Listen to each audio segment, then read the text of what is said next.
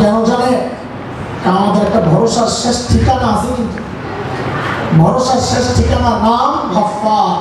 বলে আমাদের ভরসার শেষ ঠিকানার নাম চিনেন? গফফার, গফফার চিনেন না? এইভাবে চিনলে হবে না। গফফারকে আয় আল্লাহ দুনিয়ার সমস্ত মানুষ অপরাধীকে খুঁজে শাস্তি দেওয়ার জন্য, এমনকি সন্তান অপরাধ করলেও মা বাবা খুঁজে শাস্তি দেওয়ার জন্য। আর গফফার ওই মালিকের নাম যিনি অপরাধীকে খুঁজে মাফ করার জন্য। প্রতি রাতে শেষ রাতে এসে ডাকতে থাকেন, আলা মিন মুস্তাগফিরিন ফাগফির আলা। এই কে কে গুনাহ করছো আসো আমার কাছে, মাফ চাও, আমি মাফ করে দিব। আরে হাদিসের বক্তব্য এমন, হ্যাঁ ধরন এমন, বান্দার পক্ষ থেকে যদি আওয়াজ যায় আমার তো গুনাহ অনেক, ও মালিক আপনি মাফ করবেন কত? তো গফফারের পক্ষ থেকে সাথে সাথে জবাব আসছে, বান্দা গুনাহ করছো যত। বলে মাফ করবেন কত? বলে গুনাহ করছো যত। আল্লাহু আকবার।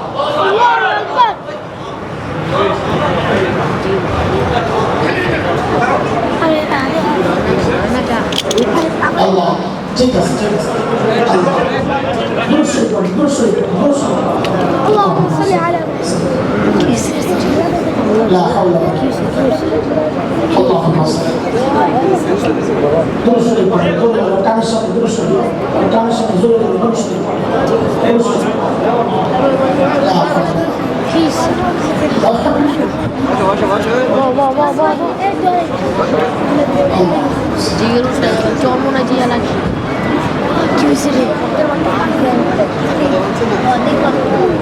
আল্লাহ আল্লাহ আল্লাহ আল্লাহ আমাদেরকে মাফ করে দেন, আমাদেরকে মাফ করে দেন। এটা আমাদের শেষ ঠিকানা, ভরসার শেষ ঠিকানা। যাই হোক, কথা অনেক দূর চলে গেছি আমরা। আমাদের এদিকে মনোযোগ মনোযোগ। কিছু মানুষের দিল এমন হয় নিজেকে নিয়ন্ত্রণ করতে পারে না, নিজেকে নিয়ন্ত্রণ করতে পারে না। আল্লাহ তাআলা আমার ভাইয়ের দিলটাকে শান্ত করে দেন, আল্লাহ এই উসিলায় তার কবর আযাবকে মাফ করে দেন, আল্লাহ তার দিলকে শান্ত করে দেন। আল্লাহ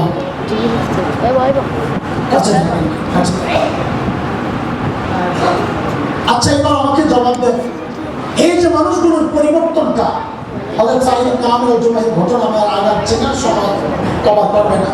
এতটুকুই আমার জন্য যথেষ্ট বোঝানোর জন্য যে ছিল কি সেই মানুষগুলো কোরআনী শিক্ষা নববী আদর্শে ছোঁয়া পেয়ে সেই মানুষগুলো হলো কি, এটাকে আমি বুঝাইতে পারছি আপনাদেরকে?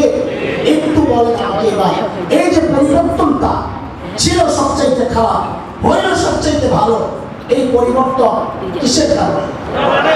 কিসের ছোঁয়ায়? কিসের ছোঁয়ায়? আচ্ছা আমাদের ওই সাহাবীদের তিন কথা এবার রাখেন, আমাদের তিন কথা তো করেন। এতক্ষণ আমাদের বক্তব্য কি আমি বুঝাইতে পারছি যে কোরআন মানুষকে সর্বশ্রেষ্ঠ মানুষ বানায়? এটা কি বুঝাইতে পারছি আপনাদের? বলেন পারছি? যদি তাই হয় আমরা কি আমাদের আপনজনকে সর্বশ্রেষ্ঠ মানুষ বানাতে চাই না চাই না? কে কে চাই দেখি তো? আল্লাহু আকবার। যদি এটা ওয়াদা হয় তাহলে আল্লাহ কবুল করেন। আর যদি পেছনের সংবাদ হয় যে আমরা চাচ্ছি আগের থেকে, তাহলে অনেকের জন্য মিথ্যা কথা, অনেকের জন্য এটা মিথ্যা কথা। আপনি আপনার আপনজনকে সর্বশ্রেষ্ঠ মানুষ বানাতে চান না, মিথ্যা কথা। কেন? তাহলে এই যে হাত উঠাইছেন ওটা মিথ্যা। আপনি বলেছেন কোরআন মানুষকে সর্বশ্রেষ্ঠ মানুষ বানায়, স্বীকারও করেছেন। যদি তাই হয়, আপনি যদি আপনার সন্তানকে সর্বশ্রেষ্ঠ মানুষ বানাতে চান, তা আপনার স্বীকারোক্তি অনুযায়ী সন্তানকে কোরআন শিক্ষা দেওয়ার কথা ছিল।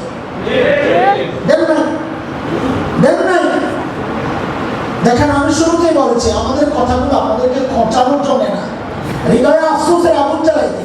আরে এমনই কোনো বয়ান শুনেই তো আমাদের তাই ভাই নাকি না? তাই ভাই এমনই আমার কোনো বয়ান শুনে ছেলেকে এই যে লেভেলের স্কুলে পড়তো না বিশেষে, এখান থেকে নিয়ে ওই যে আরাফাত, ইয়াসিন আরাফাত না ছেলে, হ্যাঁ আহমেদ হোসেন, তো দাও দাও এই যে সুবহানাল্লাহ, আমার জন্য আজকের জন্য অনেক বড় প্রাপ্তি, অনেক বড় প্রাপ্তি।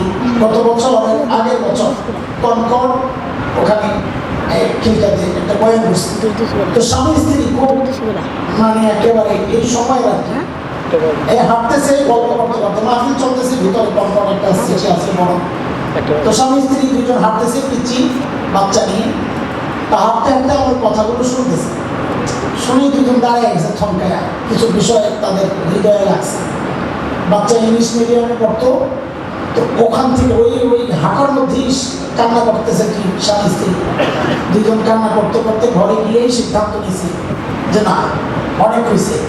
পরের দিনই সিদ্ধান্ত নিয়েছে বাচ্চাকে মাদ্রাসায় ভর্তি করাবে। গত বছর যাওয়ার পর শুনছি যে ভর্তি হয়ে গেছে, অনেক দূর আগে গেছে। এইবার আমার ওই মাহফিলের জায়গা শুরু হয়েছে, একটা হাফেজ হয়ে গেছে। এগুলো আমাদের প্রাপ্তি।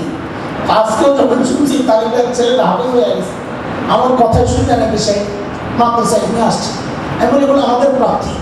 অনেকের হয়তো খারাপ লাগবে যে এক দুইজন যে আমরা পেয়েছি এটাই আমাদের জন্য যথেষ্ট, আমার তো কোনো পুঁজি নাই।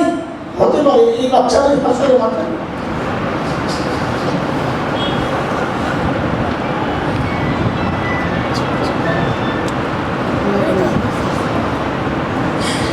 আল্লাহ আদালতে আমার জন্য সুপারিশ করার জন্য দাঁড়ায়।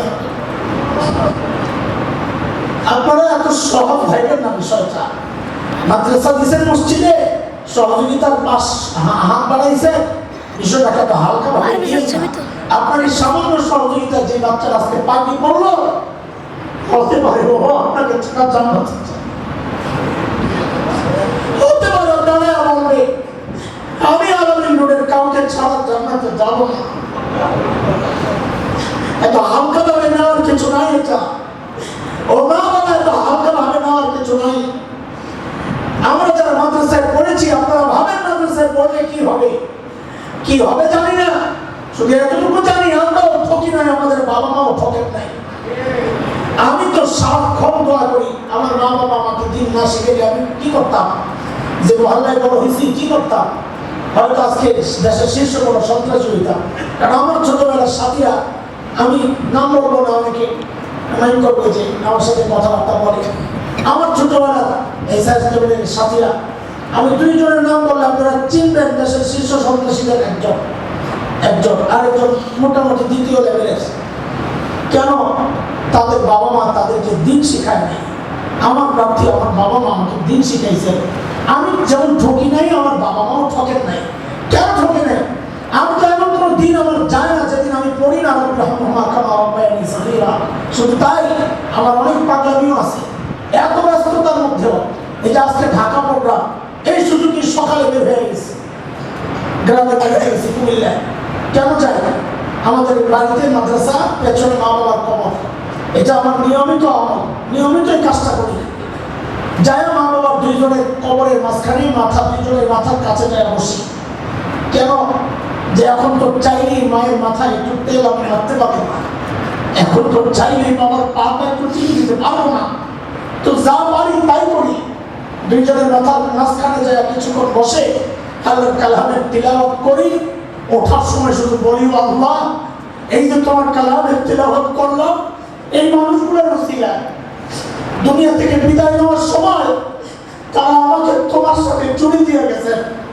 আল্লাহ, যারা আমাকে তোমার সাথে জুড়ে দিয়ে গেছেন, আজকে তারা বড় একটা, তারা যেন তোমার রহমত থেকে বিচ্ছিন্ন না হয়ে যায়। রব্বির হামহুমা কামা রাব্বায়ানি সাগীরা।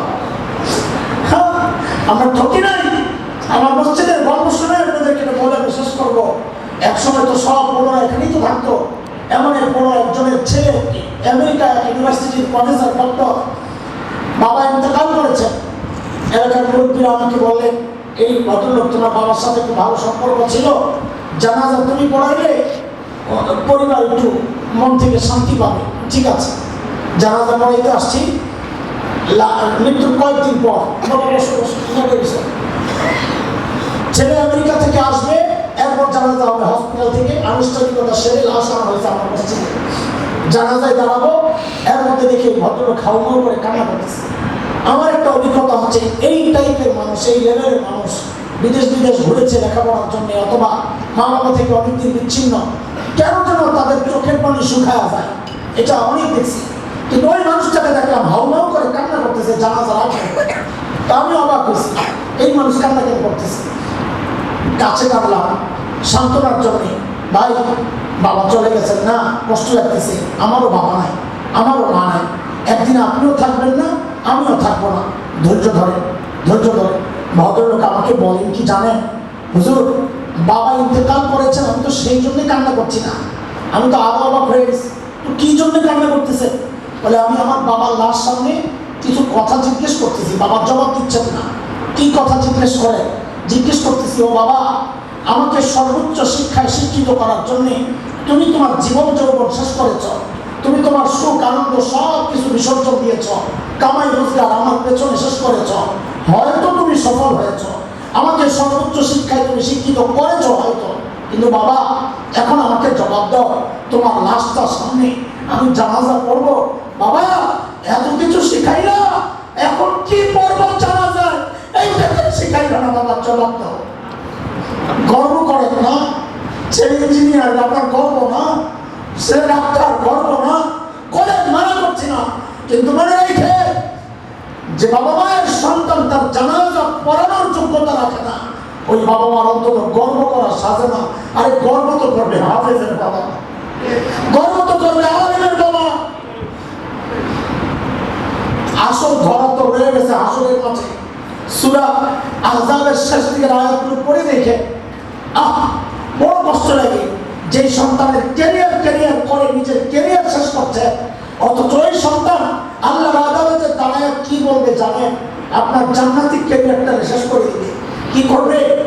কেঁদে কেঁদে বলবে, রব্বানা ইন্না আতানা সাদাতানা ওয়া কুবারানা ফাআদাল্লু